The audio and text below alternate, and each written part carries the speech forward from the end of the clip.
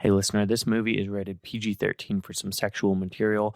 We have linked the Parents Guide in the show notes. We encourage you to check it out, be mindful, and as always, follow your convictions from the Holy Spirit when deciding what is beneficial for you to watch.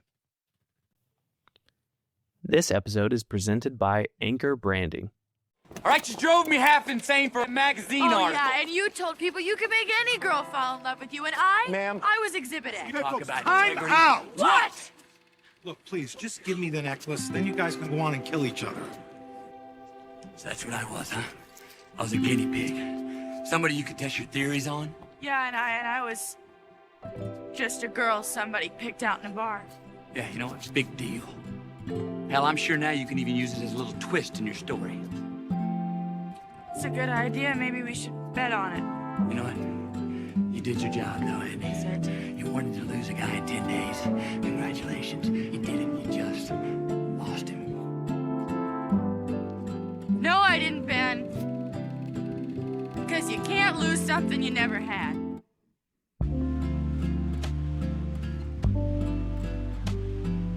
You're in the writer's room. You're trying to come up with a script for this great film.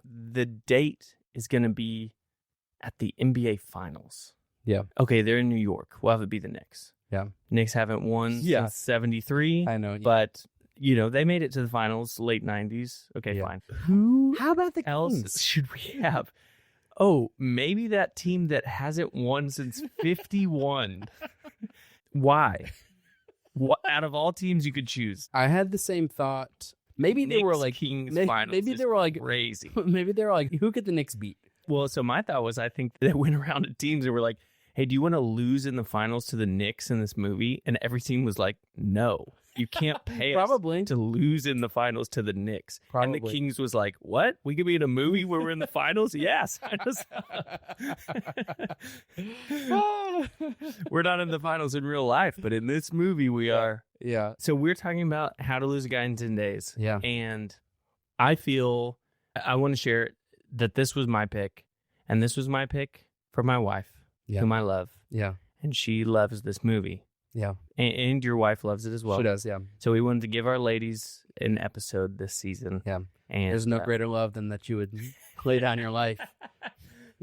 And then I also want to draw the curtain back a little bit. Yeah. Let our cred heads in. Yeah. We typically have a general direction idea of where we think we might want to go with a movie. Then we watch the movie, we flesh that idea out a little bit more, and we go, okay, yeah, this is what we want to talk about. And then maybe you rewatch the movie again. Yeah. This movie was more picked for our wives and to be honest, very hard. Yeah. Listener, Kyle and I had a lot of discussion about what we can draw from this movie, Yeah. and what scripture we can lean on to learn something from How to Lose a Guy in 10 Days. Yeah. Because, I mean, this movie's a great time. It is. And I'll say, I think we typically pick a movie for this podcast that's like, okay, there's something about this that stuck with me. Yes. Like, I thought about that movie in some way. yes. This is purely an entertainment flick. The thing that sticks with me about this movie is that it makes my wife laugh so much. Yes.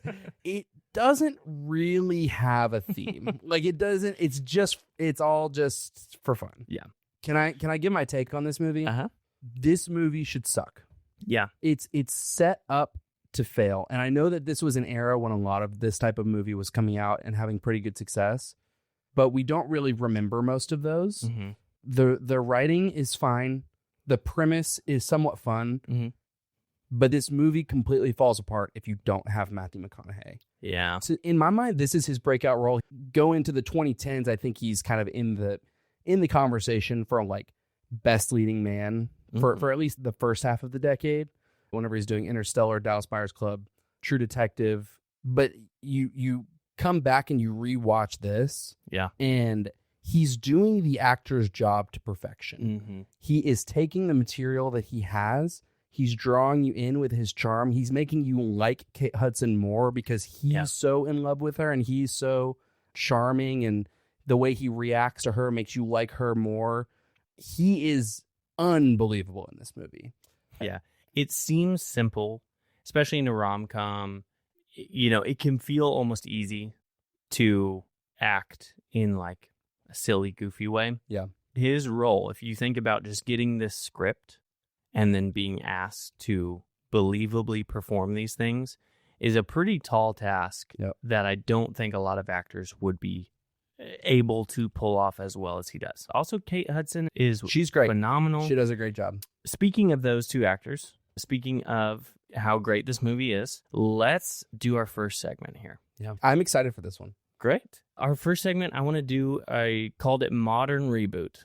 Listener, we have a segment that we do on some of our episodes where we do Cast the Reboot, and that's where we pick new actors. I want to expand on that a little bit, take it a step further, and go, okay, you're in charge of creating the modern day 2025 reboot for this movie. So you need to pick a new cast, but you also get to make some changes. Mm-hmm. If you're going to modernize it, if you are going to maybe improve it in your mind, or however you want to do it. So pick your cast and talk about what you're leaving the same, what you're going to change, what you're going to update. Yeah. I want to hear yours first. Okay. So Matthew McConaughey and Kate Hudson have undeniable chemistry on screen, and they did 2 movies together. They did this, and then they did Fool's Gold.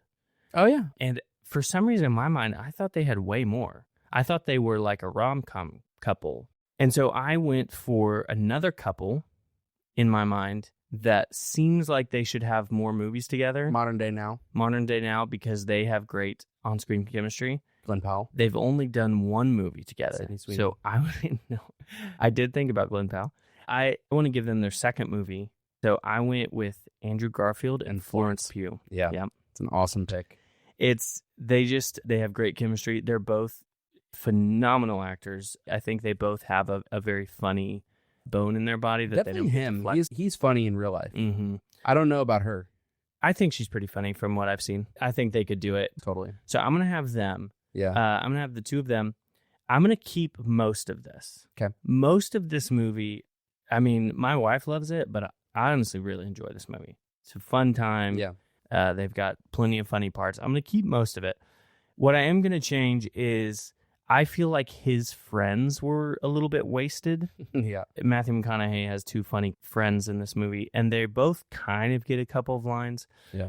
I'm going to limit him to 1 friend. So in my reboot, Andrew Garfield has 1 best friend. Jonah Hill. I don't know who I'd put him as, but we're going to make him a funny actor, and we're going to give him all the funny friend lines. Okay. It also makes more sense. Typically, girls have more friends. Guys have limited number of friends. Sure. So let's give him 1. She gets to keep her 2. She's got her good balance. Mm-hmm. Catherine Hahn. Honestly, I forgot she was in this. Not me. You remember. I think of her primarily. It's good that she has a friend who's been broken up with and is sad. She's got her friend who kind of balances it out. Mm-hmm. Keep that. I'm definitely going to change the Kings being in the finals. I like the basketball theme. I like that connection they have. I like that date. But we'll go Knicks, and we'll go, maybe Bulls, maybe Celtics. Get some New England rivalry kind of. You're getting into your budget here. It's true. It's going to be a high budget film. I want this is gonna be straight to prime. I want 1 more scene of them actually falling in love. In this movie, I feel like it's pretty limited. It's a lot of funny scenes, and then you really only get their first date. They had the chemistry, and then a montage, really. Yeah. Like right after meeting the parents, there's a sweet moment with mom, and then you go on to Rascal Flatts. Here's all the scenes set to Rascal Flatts. And I want 1 more scene where she's turned off by his attempts to be perfect. Matthew McConaughey's whole thing is he can make a woman fall in love with him because he does the right thing. It's like low-key kind of true. Yeah, and it's kind of true. Yeah. So I'm like, I want 1 scene where he's doing all the right things and she's rolling her eyes. Okay, this is ridiculous. Too much. This is too much. Yeah. So honestly, I'm going to leave it at that. I just want a couple little tweaks. I want Andrew Garfield and Florence Pugh, and I think that this movie could stand on its legs today. Yeah, that thing can roll. I love those changes. I think especially giving him a little bit more of a flaw. Yeah, right at the beginning, he's lighting the candles, he's turning the music on, and then he goes, he says, I'm trying to do love. Diamond is not a one-night stand. Diamond is a long-term commitment. We need a little bit more of him learning how to do it. Agreed. I like all those changes. Here's what I would do. Okay. So honestly, the temptation and the challenge with whenever you think of modern reboot, it's okay, we're going to make it very of the times and it will soon be dated is like the way you do it wrong. Right. So it's like, she doesn't work for a magazine. She's an influencer. Yeah. He's an AI assistant or something.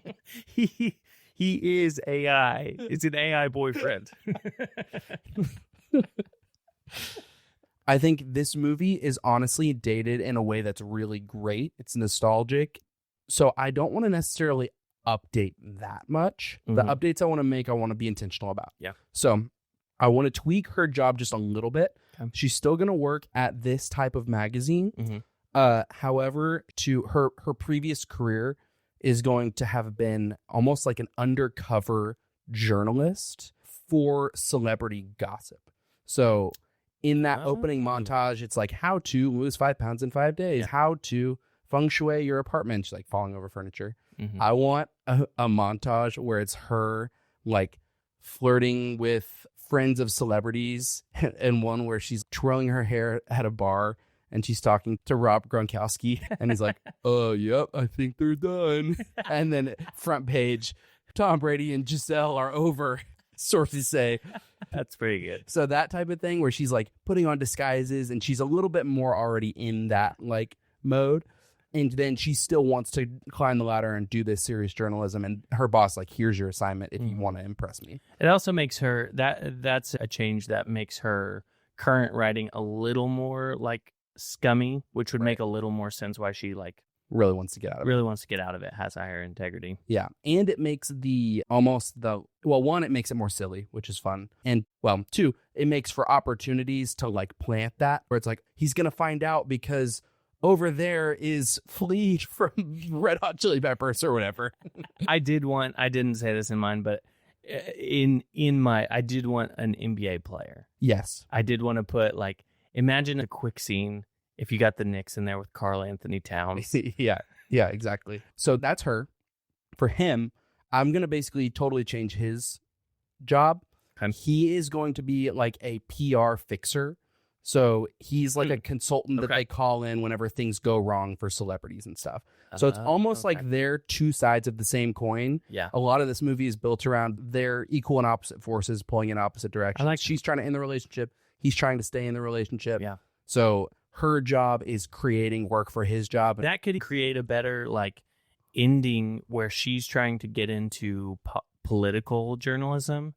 And they're almost both on the same team where he's like, hey, I'm trying to make people look better. You're trying to make people look worse. I hate your job. She's like, I hate my job too. Right. You know, they could even kind of connect over that. Yeah, we can cut the song. Yeah. So, and then thematically, I want to clean it up in the way that you said this movie doesn't really have much of a theme. I want the theme to be forgiveness. I want her character to be really reflective of like, you know, the decisions that people make define them whenever, you know, it's not my fault that whenever they do terrible things that I'm just exposing the truth kind of deal. And he is more like, hey, everybody makes mistakes, you know. And then at the end, whenever he realizes that she's been doing this to him, he has to kind of like live up to his own words and forgive her for that. I like that. So that would be the big changes. Okay. And then for the cast. Yeah, who you got in the roles? I went with sillier actors. I want us to have excellent writing to where we're able to do a strong thematic as well as really funny dialogue. You want Catherine Hahn as the lead. I won't lie, I thought about it. So who I want in the roles as the male kind of tender guy, I kind of thought about like giving him a daughter to make him even extra tender, but also very funny and silly. Will Poulter. Okay. With Adam Warlock. Also feels like he's kind of entered heartthrob status. Yeah, he's very strong, very distinct look. I won't call him handsome. I wouldn't go that far. Don't quote me saying he's handsome. I'll just say he's very strong look. Very, very distinct. You won't forget his face. His eyebrows. He does. You can't deny him. And then for the girl, Haley Steinfeld. She deserves to be in more rom-coms. She's very fun. Like, I know that she probably wants to be taken a little bit more serious. Yeah. But I feel like she is the prime comedic rom-com partner. Yeah. She definitely has the skill. She's almost a Matthew McConaughey in herself. Yeah. Where she definitely has the skill to do serious drama and do bigger things. But I would love to see her in like the rom-com setting and get to, because she feels like she's funny and she doesn't get to flex that muscle as much. Yeah, totally. Honestly, that's great. Thanks. I didn't think of either of those two people, and I think that would be a fun on-screen experiment to get to see both of them be in that kind of role. Just throw them together. Yeah, I love it. Thanks. Speaking of rom-coms, the next segment I want to do is shortlist, and I want to start with rom-coms. I feel like a rom-com guy. I feel like more than maybe a lot of men. This one is definitely going to make the list for me. Really? Not me. Really? But I'm prepared to be convinced otherwise. You want my list? Yeah. So my list is going to be 500 Days of Summer. Mm-hmm. You know I love it. Hitch. Yep. And The Proposal. Yeah, that's good. I considered all of them. So I'm going to go with How to Lose a Guy in 10 Days. That's a great fun time. You've Got Mail. I consider just it. feel like Tom Hanks and Meg Ryan have to be on the list. Especially this time of year. Yeah. And then my third one, it's a really tough pick between Hitch and She's the Man. And honestly, it could go either way depending on the day. Yeah. I'm going to, for this episode, I'm going to say She's the Man. Okay. Makes the list. I respect that. It's fun. It's funny. It's Amanda Bynes' best role, I think, between that and Big Fat Liar. Yeah. Is there another short list that you want to do? The other two that I felt good about were McConaughey comedies and relationships based on lies. Okay. Let's go short list for a relationship based on lies. Okay. So I could think of two big ones. This one's obviously on the list. Okay. Yeah. 10 Things I Hate About You. Mm-hmm. Where I believe he's like paid to take her on a date. Yeah. So the other 10 movie, 10 rom-com. Yeah. And I couldn't think of a third movie, so I said Woody Allen. Whenever he just Woody Allen in real life is what you're saying. Listener, if you don't know what we're talking about, you can give it a Google. Just Woody Allen's relationship in real life. Hilarious. What about you? Okay, so How to Lose a Guy in 10 Days is going to make my list for the fact they're both lying to each other. They both have ulterior motives. I think that makes it a fun twist on it. The second one I'm going to put is from the movie Passengers, which I feel like not a lot of people saw. I heard it wasn't good. It's great actors. It's Jennifer Lawrence and Chris Pratt. Yeah. It's a really fascinating concept. It could have been executed better, but essentially, shortened version of it is that they're on a spaceship traveling thousands of light years away, and all the passengers are supposed to be in hypersleep. He, for some reason, malfunctions, wakes up early. So he's by himself. Basically, think the last man on Earth. He caves at one point and wakes up another girl to be with him, a girl that he thought was cute, he kind of had a crush on. He tells her, "Oh, I don't know what happened. Our pods, malfunction, both of us." And so then the whole thing is this lie that's just a really fascinating thing of like, essentially, you doomed me to live alone. Mm-hmm. So I just think that's a really fascinating twist on it. And then the third one I'll put is something that made your list before is The Proposal.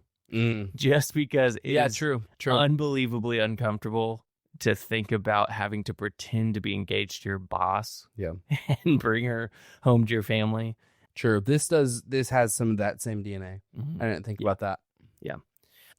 Let's move into the actual conversation here on How to Lose a Guy in 10 Days. So let's give a little recap, listener, if you haven't seen this movie lately. How to Lose a Guy in 10 Days. Andy Anderson, a magazine writer, sets out to drive a man away in 10 days as part of a dating experiment for an article. Meanwhile, advertising executive Ben Barry makes a bet that he can make any woman fall in love with him in the same time frame. When the two choose each other for their competing schemes, the manipulations collide until real feelings begin to develop. In the end, both must face the truth, drop their games, and decide if love built on lies can still be real. Yeah. So, as we discussed in the beginning, this was a little bit of a challenge for us to find out what are we going to talk about for the purpose of our podcast. For what we do here, which is taking secular movies that were meant for fun and entertainment, not for the Lord, but how can we take a little bit of truth from them? And I would say typically the way that we operate is we look at, okay, what is this movie trying to say? Mhm. And then what does scripture have to say about that topic? Yeah. Right. Movies all give messages, and a lot of times those messages, because they're just true about life or true about scripture. Yeah. It's either true or it's a half truth, because those are the best lies the enemy uses, right? So we can just correct that.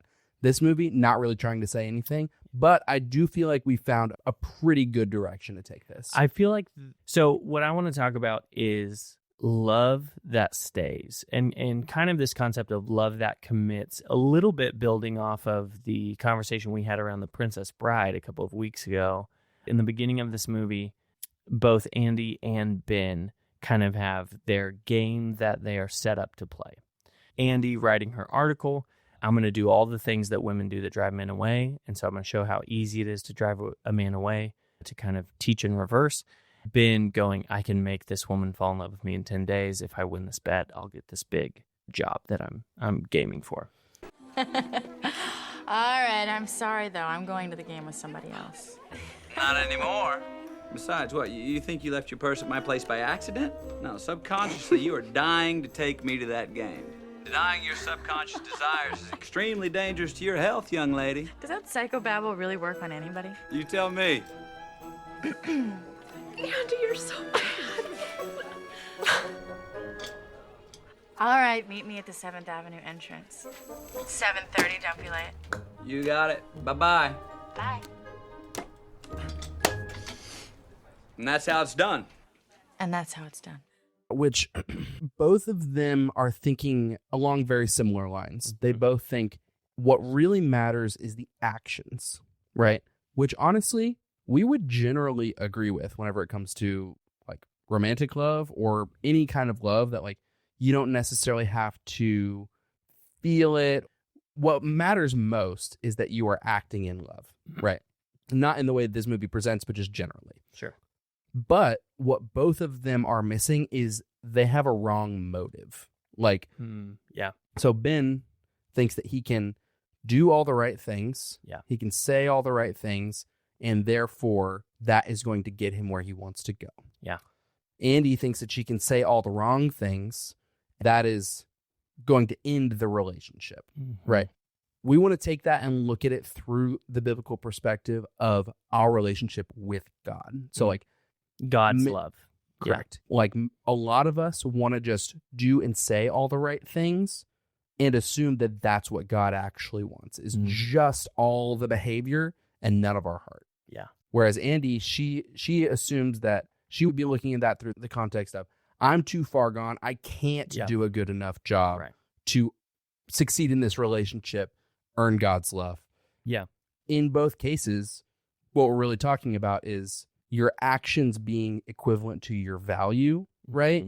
The things that you do make you worthy or unworthy, and the gospel would present a different picture. Exactly. Thinking of this performative transactional love. Thinking I can do the right things to earn God's love, or I have done too many wrong things that I can't win God's love. You don't want to see our children? We don't have children.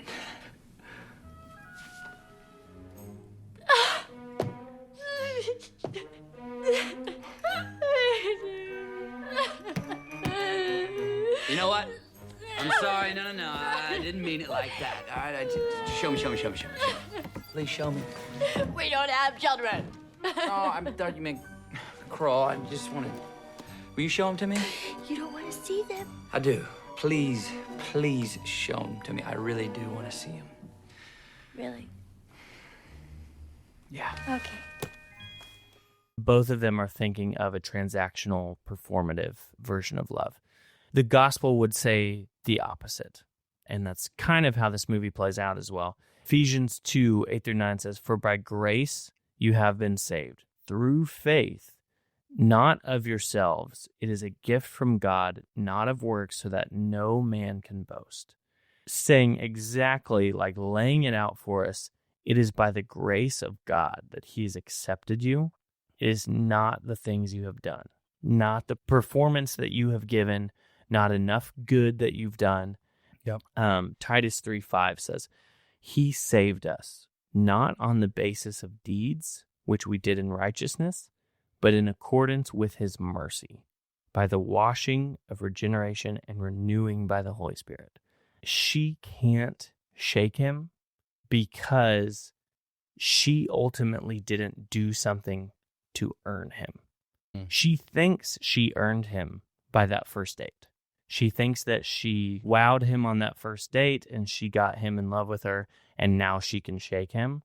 But in reality, she didn't do anything to get him to be, hooked on her. That was a separate deal. Yeah. And so in the same way, it's like sometimes we get in our mind that, we did something good enough to earn God's love, which in reality, we didn't do anything.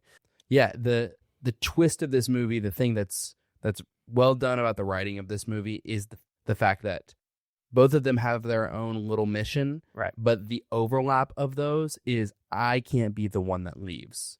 They have to leave. Exactly. Right. I'm committed to this until the end, or else I lose, this thing that I'm hoping for. Right. And so they are committed to one another. Yeah. And so as that it's a little bit of a twisted way of showing it because they're both doing this like bet or challenge or whatever, but the result is the same, that they both cannot be the one who gives up. Yep. I think the most important scene within that is, poker night happens, she leaves, they break up, he walks back into the kitchen and his buddies are like, hey, you can't do that. Like, it's 4 more days, you gotta figure it out. Yeah. Look, I don't know what I was thinking. All right, I'm sorry. I am way out of line, Andy. Can you give me another chance? Haven't you had enough? Andy, look, I'm willing to do anything. Get up. I'll do anything, Andy. Look, what do you think about couples therapy? Couples therapy. Couples therapy. So it's like neither of them is correct in their motive or perfect through this relationship. Even inside of the dialogue, it does recognize, like, at the end of the climax, he says, like, congratulations, you just lost your guy in 10 days. And she says, well, you can't lose what you never had. Right. And so she does recognize, okay, this wasn't real because the source of your motive is coming from the wrong place. Even though you did all the right things, I never had you because I didn't have your heart. The fact that they're forced to continue together creates this process of, like, spending time together starts to shift their mindset a little bit. And so I think of that with us of we don't have to accept the gospel once we're perfect. Like spending time with Jesus, spending time with God, praying continually, walking with him, just living life with God. Similar to how these characters are just spending time with each other, that starts to shift our focus a little bit. It starts to change the ways that we see things. I think about Malachi 3:2-3 says, God, is like a refiner's fire. He will sit as a refiner and purifier of silver, and he'll purify us and refine us like gold and silver. So that is like a painful process, right? Of spending time with God is going to bring out those impurities and challenge us. As we walk with God, it changes us. And we will be right back. Hey, listener, we just want to take a pause and say thank you for listening. We love getting to do this podcast, and it's listeners like you that make it possible for us. If you're not following us wherever you get your podcasts, what are you waiting for? Go ahead, do it. That way you can stay in the loop every time a new episode drops. If you know anybody who would love this episode or any of the other movies we've covered, don't be afraid to go ahead and share it with them. That would help us out so much, and we would really appreciate it. Thank you so much again for listening. All right, listener, let's talk branding. Because if you want your brand to actually stand out, you need Anchor Branding Company. These guys are the pros at turning your logo into something people actually want to wear, want to use, or show off. From premium custom apparel and branded merch to eye-catching office signage or more, they do it all. And if you're thinking, I want to get my company's gear out there, but I don't want to pack a million boxes, good news. They do it all. They do everything for you. You need some uniforms? You need a swag store? You need something else? Anchor Branding Co. makes it all happen. Go to anchor-branding.com to get started today. Because if your brand is going to make some waves, you should probably have an anchor. And back to the show. Both of them have the mindset, I am not going to leave. And I think that reflects God's mindset for us, first of all, that once we have been adopted into the family, once we have accepted that free gift that Jesus offers us, we're in. You know, his love never leaves us. John 6 talks about Jesus saying, everything that the Father gives me will come to me, and the one who comes to me, I certainly will not cast out.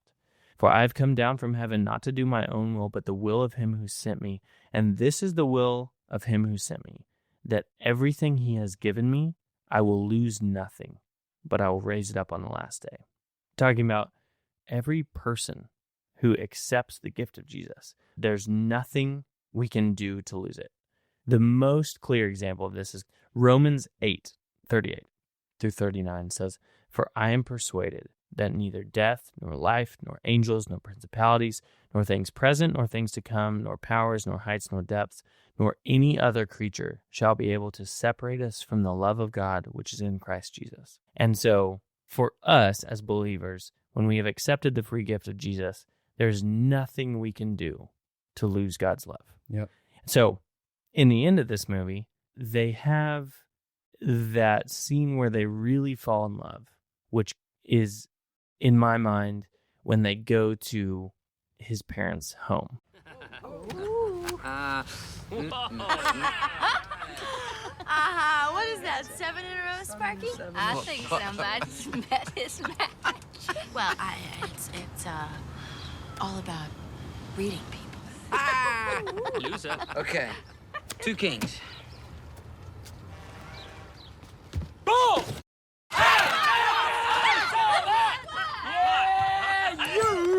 Daddy, You have met your match. And you, Mom, Miss Pure of Heart, Papa, we'll talk later. You're hiding behind a badge. I didn't cheated. Betrayed by my own parents. The only honest man in this place is Uncle Arnold, who's asleep. I found it to be a really interesting way that the movie chose to have them fall in love, because it's the most simple. You know, they've done some pretty cool, elaborate dates. This is the most simple. They're playing a game, a card game, that is all about seeing through the other person's lies. Mm-hmm. Something that I found very silly at first, which is Uncle Arnold. Mm-hmm. Uncle Arnold, who they just say, apparently he has a lot of gas. Mm-hmm. And so at first I just thought that was kind of silly. Like, that's odd that they put that in there. But then as I started to think about it, the conversation we were going to have, I thought that is so intricate of a detail for them to put that in there, that in the least glamorous, that they're around Uncle Arnold, passing gas, they're playing a card game where they're, lying to each other, yelling at each other. They then go and get ice cream, and the truck splashes water on him. Like, it's not this glamorous apartment that he lives in, and they're not going to the Knicks games anymore. And it's like all very bad almost. Yeah. And that's the moment when he is the realest, the truest. She falls in love with him. She kind of lets her guard down. They're both not putting up the game anymore. And that's when they fall in love. So I just found that really interesting. Yeah. They stick around with each other. It's not like they had to have this perfect situation going in. It's like as they spend time, they grow closer to one another. And then by the end, they do have this real relationship that they're ready to step into. Yeah. But that wasn't the result of like his tactics, or especially not of hers. Yeah. That is directly correlated to Romans 5:8. But God shows his love in this way. While we were still sinners, Christ died for us. Yeah. Yeah. The fact that like God created us and we were made in the image of God. And so therefore, like, God loves something about us. Yeah. It's not that just this burden for him to stick around through all of our everything we put him through, right? It's like he loves us because he's our father. Yeah. I think this is a fun movie. It's a blast to watch. It's a blast to watch with your wife on date night. Not really trying to say too much, but I do think there is, as we've talked about, a lot there about neither of them are leaving. They're both committed to this relationship. And ultimately what that leads to is a real deep connection. Yeah. Because they don't. Time spent together. Yep. That's exactly right. God's love stays. We can't earn it. We can't perform for it. We can't do enough to lose it. He offers it. It's a free gift. Once we accept it, we have it. Yep. That's it. Cool, man. Well, Maddie, Lexi, this is for you. You're welcome. Roll credits. Don't forget to follow us on Spotify or Apple Podcasts and on Instagram at The Credits Podcast. If you know someone who would love this episode, go ahead and shoot it to them in a text. If it doesn't brighten their day, it'll certainly brighten ours.